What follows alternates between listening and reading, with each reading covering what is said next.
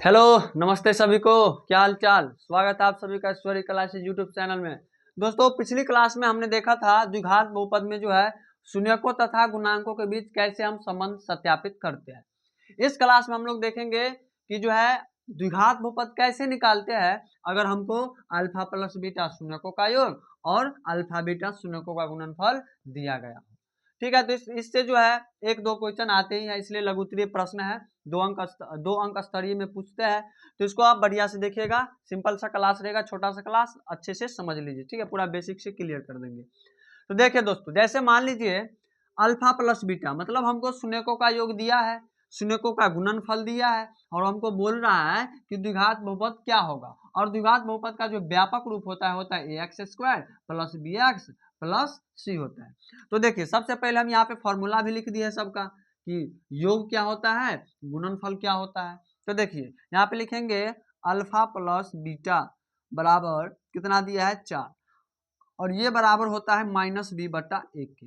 अच्छा, हमको ये बताइए, बट्टा में नहीं कुछ है तो क्या दे सकते हैं, 1 दे सकते हैं। ध्यान से सुनिएगा, अल्फा प्लस बीटा हमको कितना दिया है, 4 दिया है, और अल्फा प्लस बीटा का फॉर्मूला क्या होता है, माइनस बी बट्टा ए। अब देखिए, बी के बराबर में 4 है, ए के बराबर में 1, माइनस बी के बराबर में 4, ए के बराबर में 1, इसीलिए हम कह सकते हैं, इसीलिए बी बराबर माइनस बी बराबर 4, माइनस बी बराबर क्या होगा 4, और ए बराबर 1, तो इसको हम माइनस को साइड ले जाएंगे, तो बी बराबर हो गया 4 और ए बराबर कितना हो गया 1।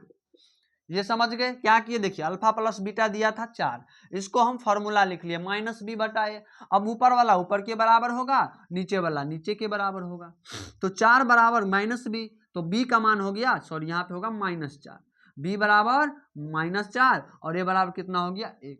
अब दिया है अल्फा बीटा, अब क्या दिया है अल्फा बीटा, मतलब शून्यकों का गुणनफल, तो अल्फा बीटा 1 दिया है, और ये बराबर होता है सी बटा है, बटा में नहीं कुछ तो 1, तो यहाँ से आ गया सी बराबर 1, इसीलिए सी बराबर 1 और ए बराबर 1।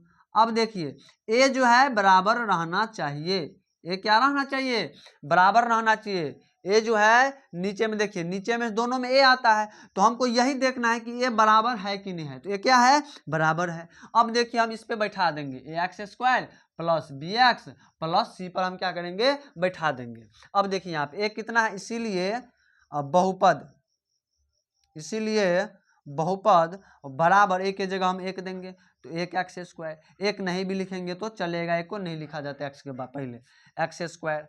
अब है प्लस प्लस बी कितना है -4, तो -4 इंटू एक्स प्लस सी कितना है 1 है, तो यहाँ से कितना आ गया बहुपद x square plus minus minus 4x plus 1 हो गया। तो कैसे निकाले, एकदम सिंपल में, और ये लिख देंगे आंसर बढ़िया से, तब जाके आपको नंबर मिलेगा। इन्हें हम आंसर ही नहीं लिखे, आंसर लिखना जरूरी है। तो ये पहला क्वेश्चन था। अब चलिए हम दूसरा क्वेश्चन देख लेते हैं। जैसे मान लीजिए अल्फा प्लस बीटा दिया है, ठीक है, तो अल्फा प्लस बीटा हम लिख लेंगे, अल्फा प्लस बीटा बराबर √2 है, इसका फॉर्मूला होता है माइनस बी बटा ए, बट्टा में नहीं कुछ तो क्या 1, तो यहाँ से बी बराबर क्या आ जाएगा, इसीलिए बी बराबर आ जाएगा -√2, बी बराबर, क्योंकि माइनस भी था तो माइनस को हम उस साइड भेज दिए, तो बी बराबर -√2 और ए बराबर कितना आ गया 1।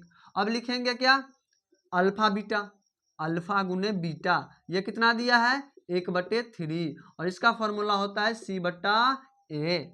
क्या होता है, सी बट्टा ए। अब देखिए यहाँ पे मामला फंस गया, यहाँ पे सी का मान 1 आ रहा है, ए का मान 3 आ रहा है, जबकि यहाँ पे ए का मान कितना आया था, 1 आया था, तो यहाँ पे मामला क्या हो गया, फंस गया। तो यहाँ पे क्या करना पड़ेगा, ध्यान से सुनिएगा। चलिए यहाँ पे क्या करेंगे, ध्यान से सुनिएगा। देखिए हमको ये क्या चाहिए, 3 चाहिए, तो ये इसको रहने देते, इसको क्या करते हैं, इरेज करते हैं। अब देखिए इसको हम 3 कैसे बनाएंगे। अब देखिए जैसे मान लीजिए यहाँ पे √2/1 है, तो हम क्या, इसमें हम ऊपर नीचा 3 से गुना कर सकते हैं कि नहीं कर सकते हैं, क्योंकि भाई 3 फिर कट जाएगा, कोई मतलब ही नहीं है। ऊपर में भी हम 3 से गुना कर दिए, नीचे में भी हम 3 से गुना कर दिए, तो क्या हो गया 3/3, तो 3/3 फिर कट के 1 हो जाएगा, फिर इसी के बराबर आ जाएगा, तो हम ये कर सकते हैं। अब देखिए इसको गुना करिए, तो ये आ गया 3√2/3 बराबर -b/a। अब देखिए ए बराबर 3 आया, यहाँ भी ए बराबर 3 है, ए बराबर 3, ए बराबर 3। अब लिख सकते हैं इसीलिए बी बराबर -3√2। क्या होगा? बी बराबर -3√2 और ए बराबर होगा 3। अब देखिए बराबर हो गया, ये क्या हो गया? बराबर। तो इसमें हम ए को बराबर रखना है, ठीक है। ए बराबर कर दिए और फॉर्मूला पर बैठा दिए, इसीलिए बहुपद बराबर व्यापक रूप में हम क्या करेंगे? बैठा देंगे। क्या होगा? ax², तो 3x²। ये कितना था? 3 था। प्लस bx, तो b कितना है? -√3, -3√2 इंटू एक्स। तो यहाँ पे माइनस प्लस क्या हो जाएगा? डायरेक्ट हम यहाँ पे माइनस कर देते हैं, प्लस माइनस माइनस, तो यहाँ पे हो जाएगा √3√2x। अब यहाँ पे c कितना है? c कितना है? 1 है। 1 मिनट, सॉरी, हाँ c कितना है? 1 है, तो प्लस c 1। समझ में आ गया? आई होप समझ गए होंगे। अब ये क्वेश्चन आपको होमवर्क है, ये क्वेश्चन होमवर्क है, ये हो गया होमवर्क।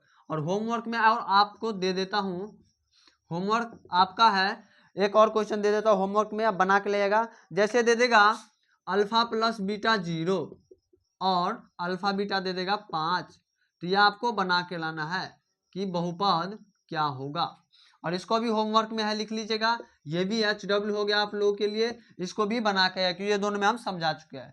अगर आपको वीडियो अच्छा लगा है तो प्लीज़ चैनल को सब्सक्राइब करिए और अपने दोस्तों में शेयर करिए। धन्यवाद सभी को।